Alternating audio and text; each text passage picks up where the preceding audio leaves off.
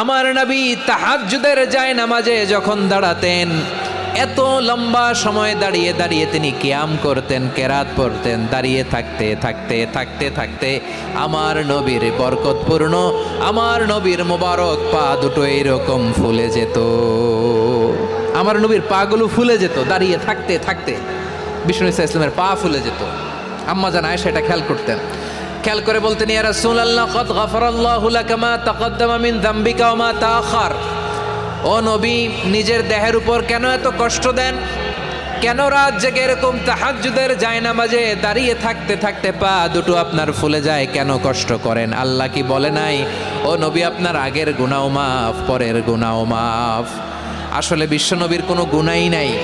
নবীরা মাসুম হয়, নিষ্পাপ হয়। তারপরে বিশ্বনবীর মর্যাদা, স্ট্যাটাস বোঝানোর জন্য আল্লাহ বলেন, নবী আপনার আগের পরের সব গুনাহ আমি আল্লাহ মাফ করে দিলাম।